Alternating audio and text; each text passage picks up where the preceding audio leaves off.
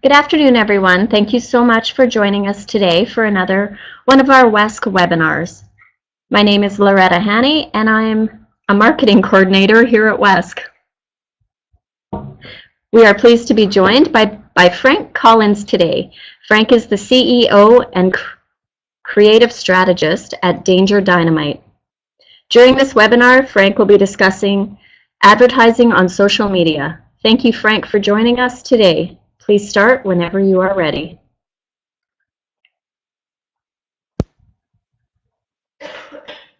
Hey folks, this is Frank here. Can everybody hear me okay? Perfect. Okay, looks like everyone's tuned in. Let's get this started here. I run a company here in Saskatoon called Danger Dynamite. We often do a little seminar called Marketing Mastermind. So we're taking that kind of idea and translating it here to this webinar. That's usually a seminar that we hold at the 220, approximately every month that we started doing that. Move on to the next slide here. There's our company logo. So what we're going to talk about today is social media advertising. That's the topic of this webinar, Social Media Advertising 101. What we want to focus on here is some of the do's and don'ts, maybe some of the premise for that type of advertising, and how to differentiate between social media advertising and social media use as a business in general. So the big thing here is ROI, return on investment. Oh, you can't see me? No problem, got that fixed. There we go. Present and accounted for. Okay, so one thing I want to mention quickly before I dive into this as well is feel free to ask questions in the chat box. I do kind of keep an eye on that. And if it's something that I can address right then and there, I will.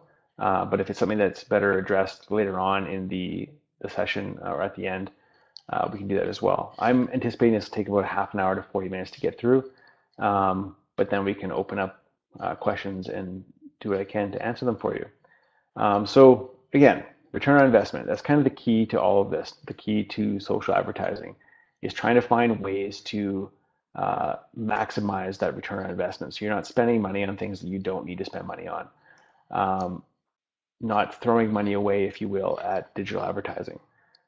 So keeping an eye on this, on ROI, is always important the entire way through what we're doing. The key here is to remember that social media builds the relationships that make your business function. Social media isn't a marketing platform. Social media is for building relationships and creating dialogue and building trust with your brand and your business more than anything else. Advertising is kind of a secondary function of social media, and it shouldn't be confused with the work that you do representing your brand on social media. The two need to be taken in separate streams and separate trains of thought. Often, businesses look at social media and this is what they see. They see an opportunity to make money. And you'll see it all the time. If you look at most small to medium-sized businesses, even some really large businesses, how they use social media, they go on and they try to sell. Every post is a sell post. Every post is self-promotion and marketing done by that business to try and create new clients, new customers instantly, trying to get that dollar in the door. But that's not what social media is about at all. The only one that kind of plays that game is LinkedIn. And even that one is about creating relationships and building, I guess, trust in your brand and your voice with the audience that you have. It's not about necessarily going out and just getting business. It's about creating social interaction. So this is really what social media is about, is trying to just like when you talk to somebody on the street and you're introducing yourself for the first time and you want to tell them what you do and why you do it. Social media is no different. You're trying to establish rapport with somebody. You're trying to establish yourself as somebody that somebody might be interested in, a business they might be interested in, and a business with a credible voice. Recently, I saw this post on social media by a guy named Gary Vaynerchuk. What's the ROI of your mother? You can't put a price on relationships. Do relationships have value? Absolutely, but it's one that's difficult to measure. And the ROI of those is something that kind of needs to be secondary thought when you're looking at building those relationships and creating reputation for your business and your voice. So when you're thinking about advertising on social media, you need to think about separating the advertising from the social aspect of social media. And when we fail to do that, we'll find that we're going to spend way more money on ads, and we're going to find that those ads become less and less effective with how they're being put out to the audience that we have in front of us. So looking at that, we're going to dive into some of the less advertising side of social media so that we can build on where the ads come into the equation. Social media is part of your brand ecosystem. Your brand ecosystem is a huge web of different components. It's things like your website, it's things like your SEO campaigns, it's things like blog posts on a website. It's also taking things out of digital. It's the things that you do outside of the digital realm.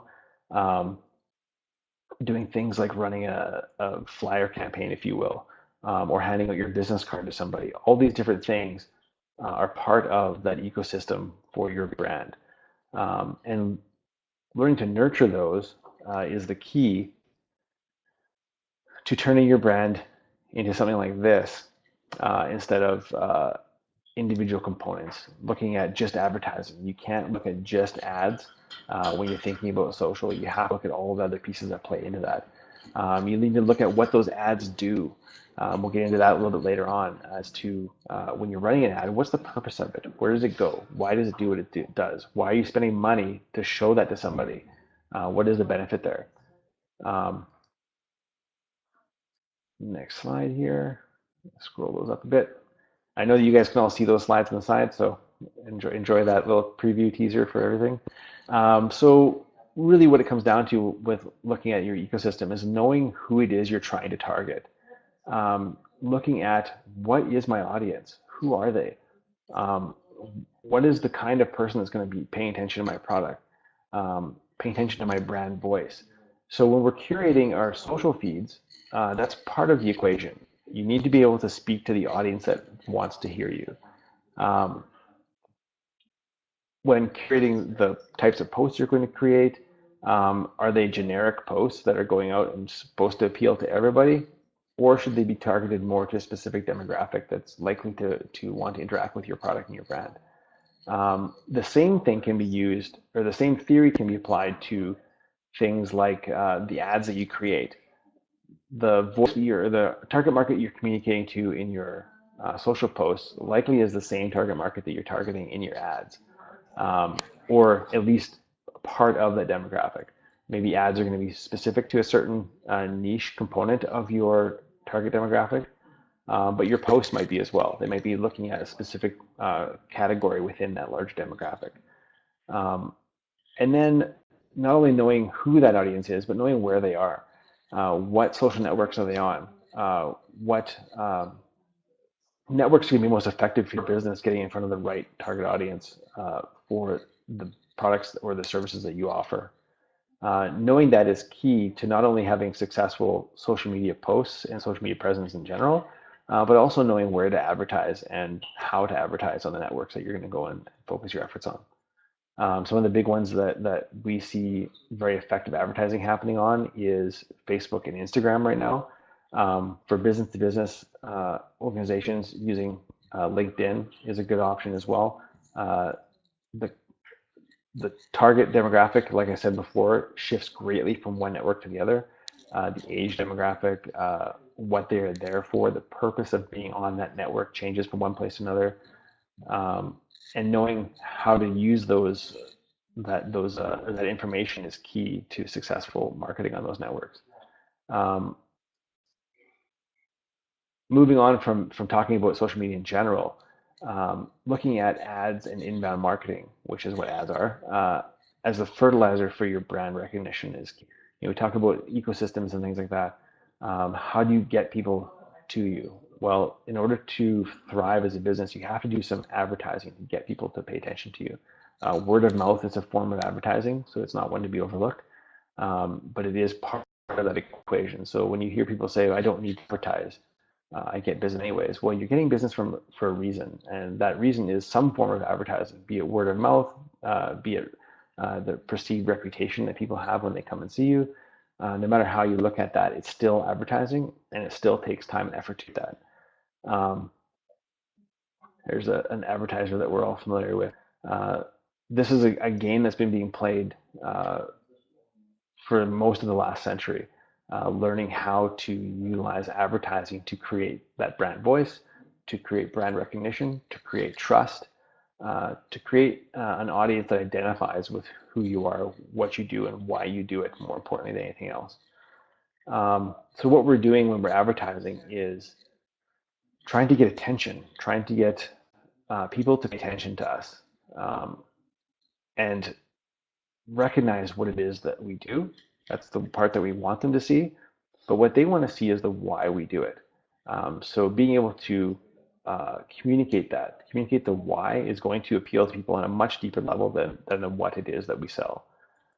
I like to use this as an example. This is Maslow's hierarchy of needs. You guys can Google this and the theory behind it.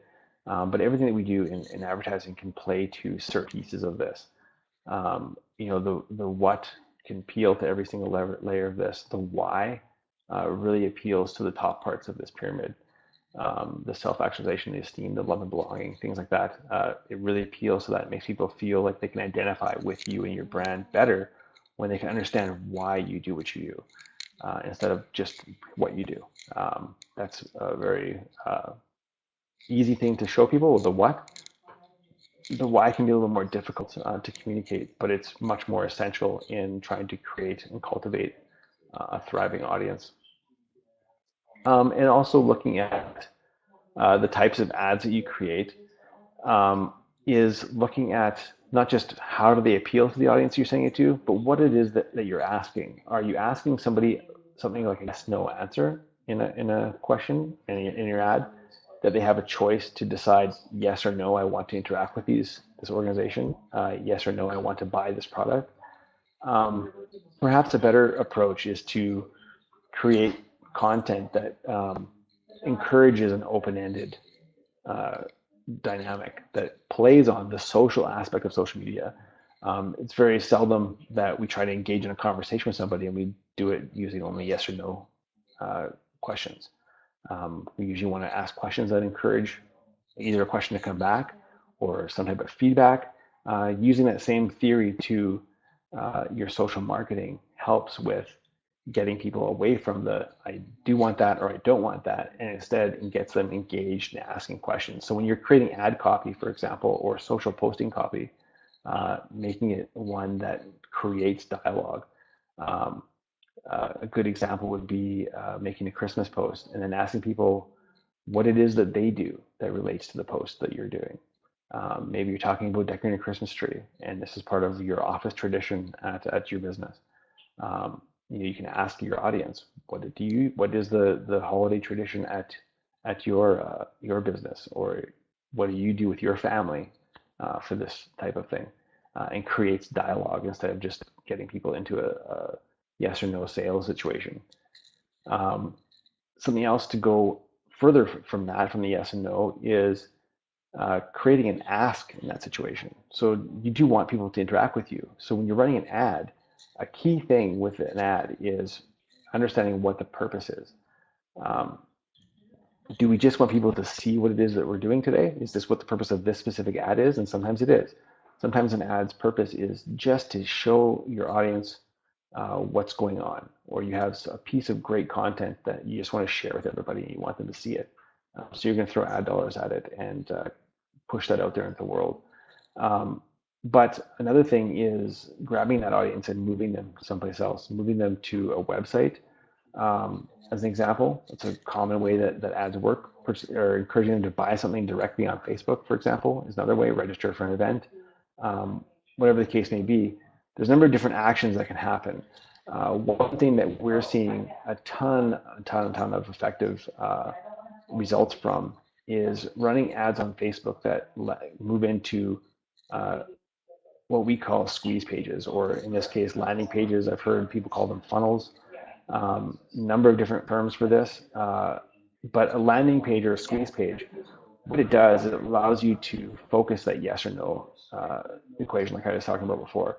It allows you to really sell a specific thing and really try to capture as much as you can from that ad that you're running. So creating more ROI for the ad. What's going to happen here is you can do things like curate a specific topic that you want to talk about, a specific service, ask for vital information. So things like in this example here, we see 30 days to higher marketing conversions here, so you can add in your name and things like that. And this is the sample landing page that's on a website called Unbounce. So Unbounce is a tool. You guys can go and Google that. It's a tool that exists on the internet. We use it for our customers as well, that allows us to create very quick and effective landing pages and squeeze pages for our customers and ourselves. And those landing pages can allow us to collect information so that we can create more dialogue down the road. It allows us to do things like create offers. So an example would be running a campaign for a business where they want to get more people into their restaurant, for example. We can do a giveaway that might encourage them to come in. And we can do that through these landing pages. So we can get two things here. One is we can create a connection method outside of social media with that customer. So we use social media to get them to this offer page or this squeeze page. Now we can collect some data about them so we continue to have a conversation and dialogue with them outside of the social media circles, and creates an audience that is now captive to us. You can use this for a newsletter sign up, whatever you think might work for you and your organization, whatever the key driver is that you have, or key target that you want to hit. You can use squeeze pages like this as a great way to capitalize on the ads that you run on social media. Going on from that, I'm going to dive into some quick tips and tricks that I think are really useful for using on things like Facebook. When creating an ad on Facebook, Facebook ads can reach a large demographic. You're not really tied into a specific type of ad. You don't have to run an image ad or a video ad. They are more effective, but you're not tied into the platform specifics like you are in some other platforms like Instagram, for example. Instagram ads run very similar, and some Facebook ads you can push across to that platform as well. LinkedIn runs a similar format, but not nearly as deep demographics as are available with Facebook. But one of the most common and easy to use, budget-friendly types of advertising on Facebook comes in this piece here. I'm just highlighting it on the slide here. The target demographic that you're trying to hit. This one here is really, really effective. Why? Partly due to Facebook's algorithm. Facebook shows your content to maybe at a maximum of about 5% of the audience that follows your page. So a very small fraction of the people that you've worked hard to get to come and like your page, for example, on Facebook, actually see the content you're pushing out.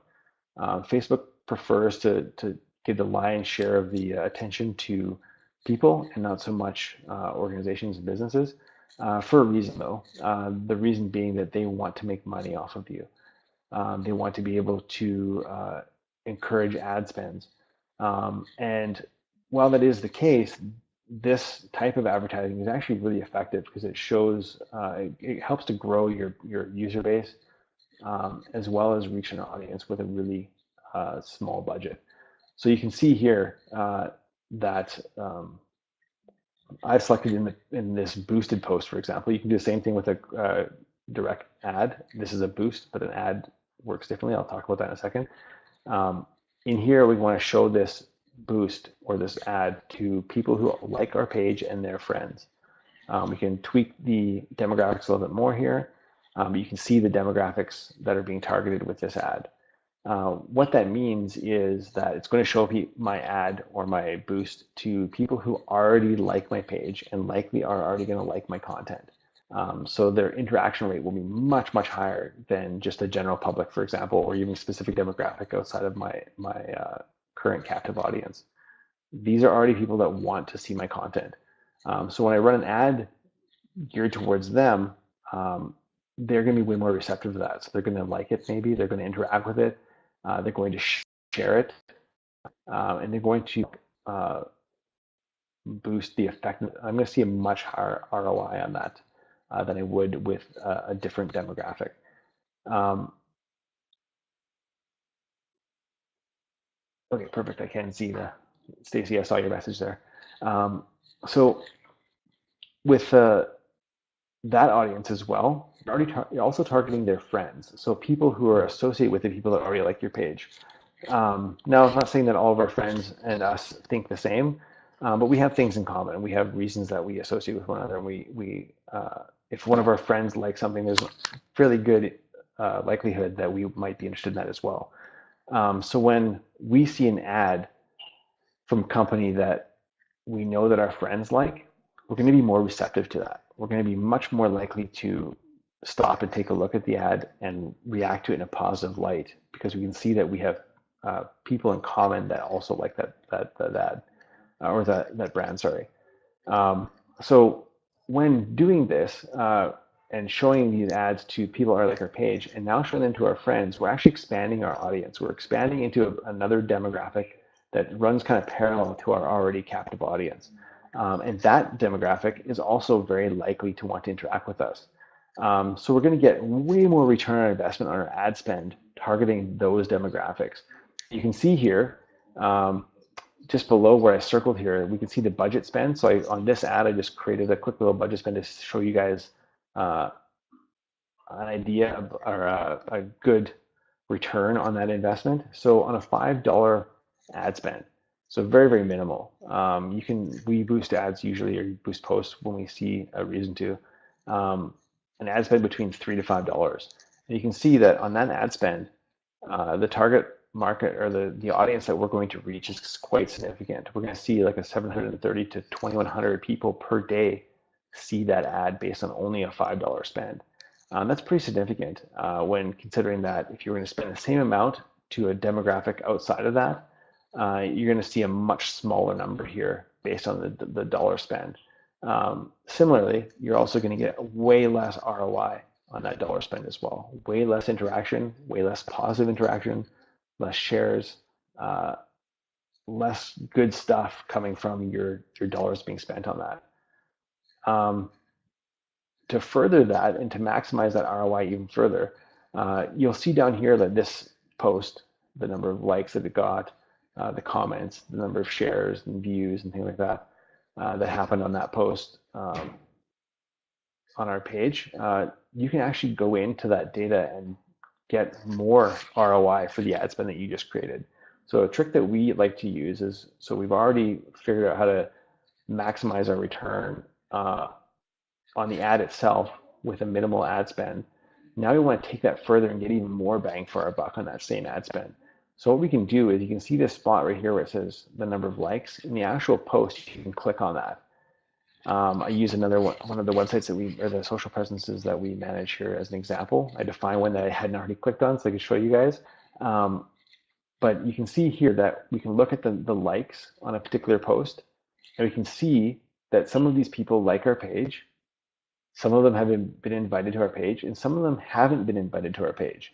So what you can do here is you can go in and anybody that's liked that content, that's liked the ad that you've ran, you can go into that ad's likes and see who that person is that liked it, number one, and number two, invite them to come and interact with your page. So now they can come and be a part of that captive audience. So I talked about, setting out that ad to the people who already like your page and their friends. Well, now you can take those friends who interact with your page and invite them to come and like your page. There's no cost to do this. So you're going to get more followers on your page as kind of an added benefit to the ad that you've run without having to incur any extra cost to do so. Now, the next time that you run an ad, that person, if they came and liked your page, are going to be part of that captive audience, and their friends are going to be the parallel audience that kind of runs beside them.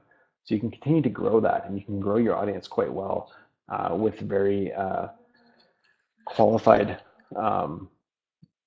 a qualified audience, I guess, an audience that wants to see what you've got. And this compared to running an ad on Facebook to simply get followers is much more effective. Those kinds of ads that you can run on Facebook to just get people to come and like your page are really ineffective at getting people who want any interest in your brand whatsoever. They haven't interacted with you yet. You're just putting your stuff in front of them. And odds are they're just the kinds of people that would just like to click on things. That's the way that Facebook gets money out of those ads, is getting you more people. Whether or not they're qualified or not is relevant in Facebook's eyes. They just want you to get what you're paying for. In this case, you're getting people who actually want to associate with your brand in some capacity, and you're inviting them personally to come and interact with your content. So this is a really, really useful tool that I think goes overlooked by a lot of business owners. Even competitors of ours in this market, we've shown them this, and it blows them away that they are able to do this, that they're able to double up on their ad spend, if you will, and not only double up on the ad spend, but also attract relevant audience to their page. And how all that comes together is with metrics. Metrics help keep the focus on where our money is being spent, where our ad spend is going, who our audience is. Being able to keep track of all that is super, super important. There are metrics right in Facebook. I don't have a slide for that, but you can go into your page and you'll see an item called Insights. Insights will show you who your audience is, how they interact with you, when's a good time to target them, all kinds of data to give you feedback on what you're doing and who your audience is. We use a tool for ourselves that allows us to track all that, that shows us the results of the efforts that we put in.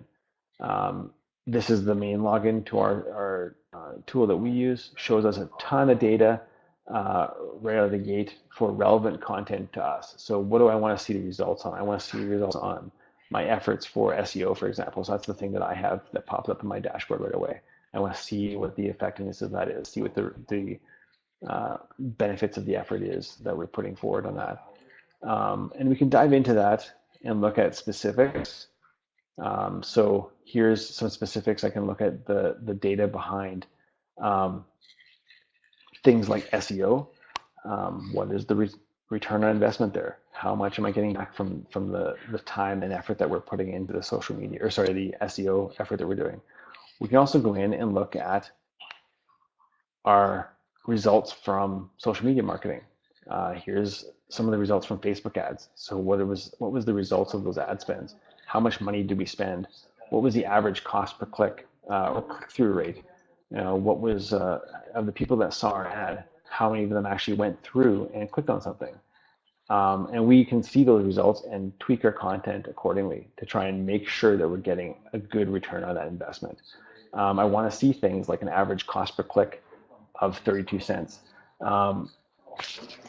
Looking at the type of media that we're putting out helps us to control what that is. What is the average cost per click on an ad that we're running? In the past, when we hit 80 cents, we were very happy with that. We were getting an 80 cents cost per click. That was pretty good. Now we're able to get that even better. We're able to bring that number down to 32 cents as a cost per click, which is a really good rate for working on an ad. And we work on different ways of tweaking that for ourselves, for customers. You guys can do the same thing. Being able to monitor this kind of stuff will show you what you're getting as a result for the effort that you're putting in, the money that you're putting in. Seeing the number of impressions that you're getting. Is the content effective? Impressions is people seeing it. Did your content go out to people and did they see it or pay attention to it? If they did, you're going to see your impressions go up. If they didn't, you're going to see them go down. And then you can figure out why. You can look at the data of your ad and see, okay, maybe the images I was using weren't super effective. What can I do to make sure that they are? Facebook now has things like A/B testing as well, where you can create multiple variations of an ad using different images. That is really, really useful for trying to nail down what is the most effective content or copy for an ad.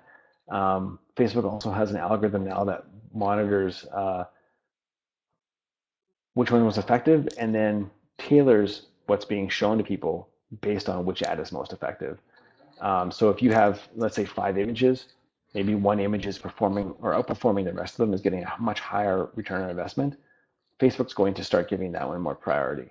And you can define what the time limits are on that. So like maybe after 2 days, I want it to limit the number of ads that are being shown so that only the most effective ones are being shown. But it's a great way to increase that ROI as well, by having multiple versions of an ad and seeing which one plays best with your audience. And that is going to be it. So that's a bit of a crash course on things. And this is where I want you guys to start asking me questions here on the different items that we touch base on. There's way more that we could go into if we had a lot more time to go into this. But I wanted to kind of get focused so that you guys are able to ask questions and see where we can go with that. So I've got Catherine in here. I'm just going to read your question quick.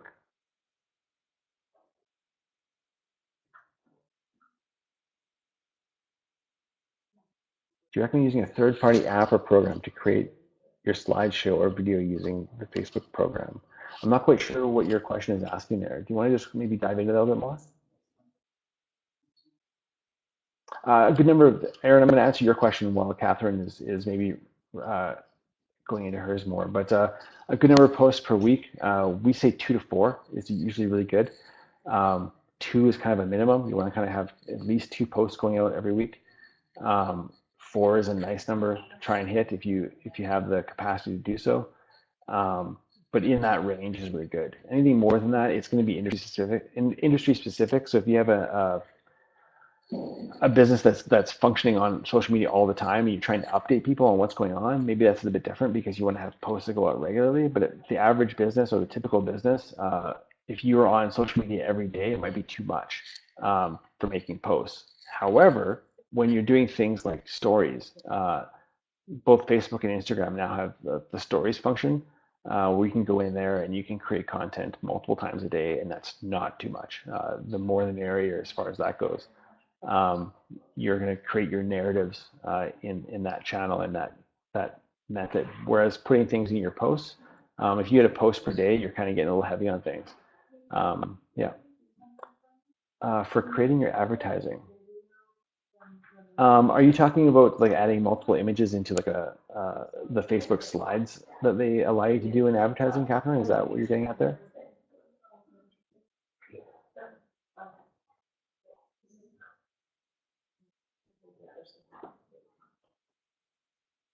When you go into Facebook's ads, Aaron, you can go in there and I believe it pops up right away when you go in to create an ad. When you start creating one, I think it gives you the option to select A/B testing, and there's more information on that right in Facebook's ad center. Does that answer your question?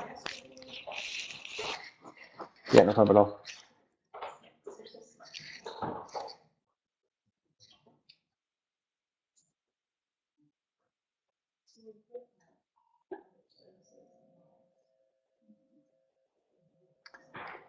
Yes, there is specific times to post, Patrice. So the key here is to look in the insights in Facebook and in Instagram as an example. In there, it's going to tell you when your audience is most likely to interact with content. So that gives you a pretty good idea of when the best time is to post. Every business is going to have probably a different time, a different window that is ideal for them. That insights will give you information not only on when during the day is a good time to post, but which days of the week are actually really effective. For us, for example, we know that things like Mondays are really ineffective, and that Mondays are not a good time for us to be posting a lot of content that we want to get good interaction with. So yeah, those that information in Insights is going to give you those windows for you. Specifically Instagram. Instagram is really good for showing that kind of data.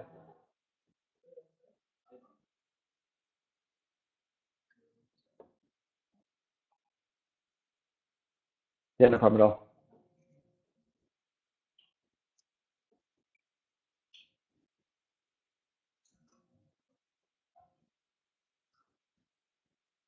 I really want to answer Catherine's question better, but I'm really not too sure what direction to go with that one.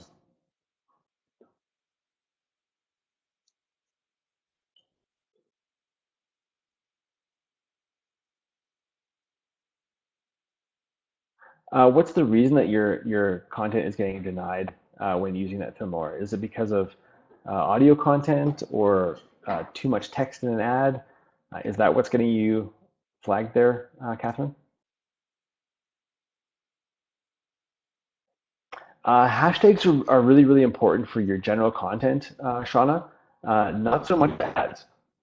So hashtags don't really play into ads at all, but they definitely play into your content, particularly on platforms like Instagram. Instagram is uh, hashtags are everything on that platform. Without using correct hashtags, it can become really difficult to get your content noticed by anybody. So keeping that in mind, utilizing hashtags that are relevant to the content you're posting, also hashtags that are relevant to the target audience that you want to get your content in front of. So if you made a post, let's say talking, or let's say you sell cupcakes, and you make a post about a cupcake. You want to make whatever the hashtags are that you're using for that.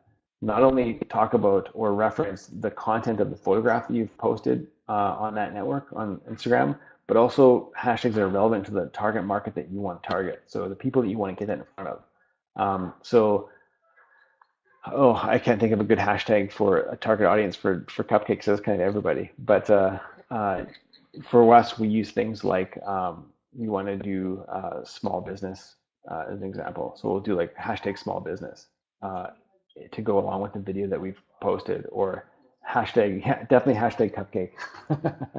So you want to do hashtags that are relevant to the content that you posted, relevant to your brand itself, and also relevant to the target audience that you want to target. In Instagram is really great too for showing you how relevant the different hashtags are. So when you start typing in a hashtag in Instagram, it'll tell you what the usage of that hashtag is, how many people are using it, how busy that hashtag will be. So trying to find ones that aren't super busy but aren't dead in the water is really, really useful because it's going to get you a more targeted audience the smaller it is. A really generic one like hashtag cupcake is great because it's going to put you in front of a really huge audience, but only for like a fraction of a second. Because that hashtag is so heavily used, you're going to get lost in the feed of that cupcake hashtag really quickly. Maybe a more specific one like YXE cupcakes might be really more up your alley for getting the right target audience looking at your posts. That's going to be people in Saskatoon looking for cupcake content. So I know that sounds really weird to say that, but that's what you want to do is you want to start drilling down that content, those keywords in your content. You can use us as examples if you want to go look at some of our posts and see what kind of hashtags we use. You'll see that there's usually hashtags in there that are relevant to our target audience, relevant to our brand, and then usually a couple peppered in there as well that are relevant to the content that we're posting.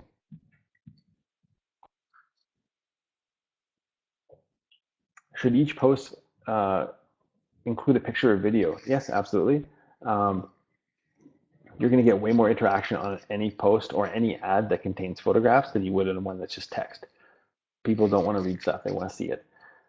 So having good imagery is key to having a successful ad or a successful Facebook post, usually. Video just takes that a step further. So look at the effectiveness of an image versus text ad, and then going the next mile, look at the effectiveness between a video versus an image ad. Video ads are going to get you a much higher retention rate, much higher click-through rate. People are going to stop and watch for a second instead of just scrolling right past usually. And you're going to see your return on investment with things like cost per click go way down when you're using video content. So video content is great for getting a higher return on investment in any ads or any post that you're doing.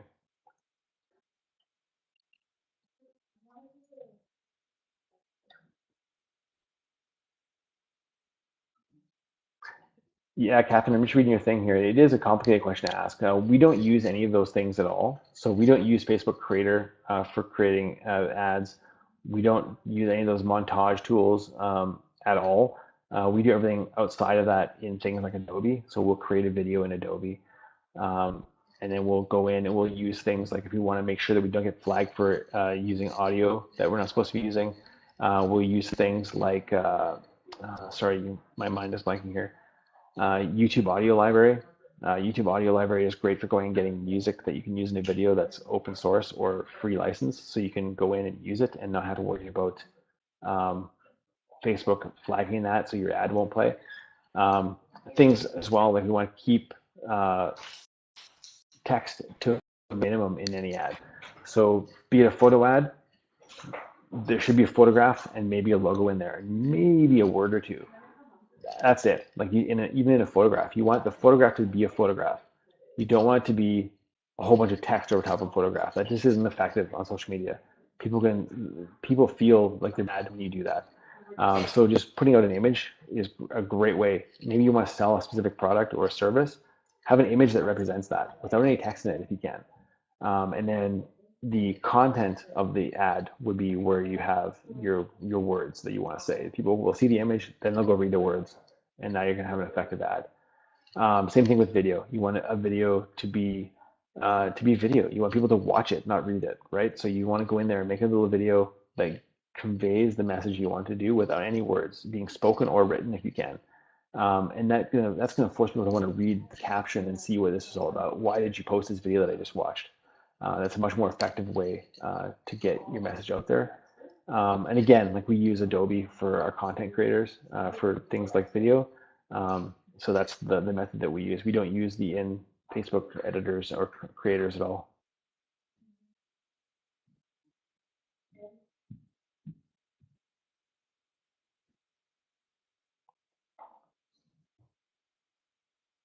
Aaron, for writing, should it be 8 words or a couple paragraphs? That's entirely case sensitive. Maybe you have a post that you need to tell a big story in it. And if that's the case, yeah, you can write a small novel in your post. It's probably not for advertising, but you could do that. I think that the most effective thing is not so much how many words or whether it's a couple paragraphs, but trying to fit things into 2, maybe 2.5 lines in Facebook post, so they can read everything really easily. Yeah, that sounds great, Catherine.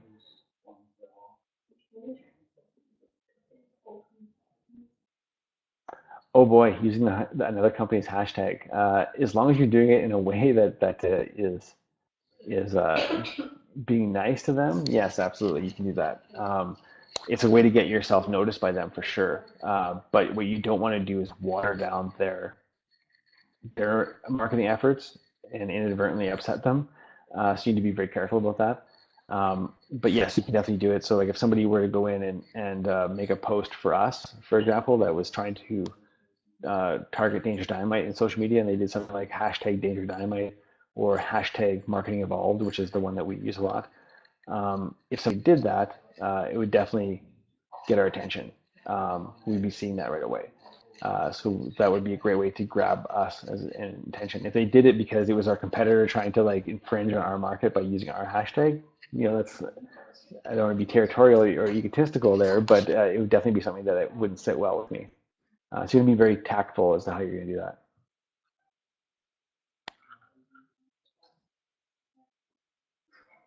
Yeah, thanks, Stacey. Appreciate that. And yeah, no problem at all, Aaron. Anybody else have any other questions that I can try and answer here? We got a couple minutes left here before the end of the hour.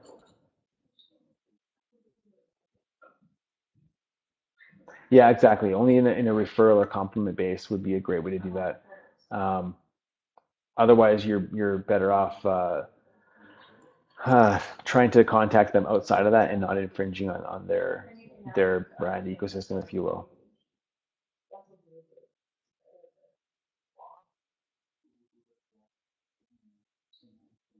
Yeah, you're very welcome, Melissa.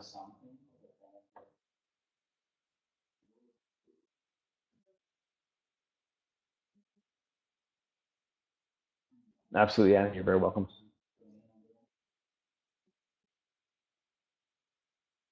Yes, Catherine, to answer that question, I definitely recommend using different ads on Facebook versus Instagram. Instagram has a very specific uh, demographic and how things are presented. And the key to a successful ad on Instagram is making it not feel like an ad, making it feel like an Instagram post. And most people can see immediately that your ad from Facebook is designed to display a certain way on Facebook, and it looks out of place on Instagram.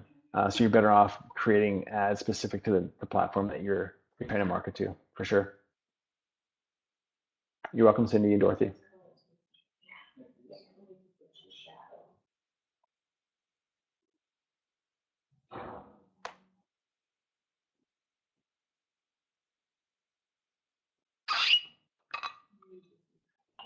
I'm not going to even attempt to butcher your name, but you're very welcome.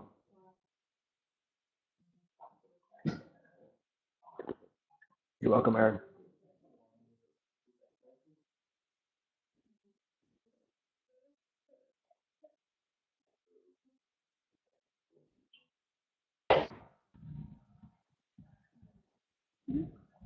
I'd like to give a huge thank you to Frank for sharing some great information with us today. I also want to say thank you to everyone that was able to join us on today's webinar. You'll be able to view this webinar on demand on our website within a few days. Our first upcoming webinar of the new year will be on January 15th and is called CRA Requirements for GST and PST. This webinar will be presented by Cassandra Whitelaw, Manager of Indirect Tax at MNP. Registration on our website will be open soon. Stay tuned. Bye everyone, and have a great afternoon.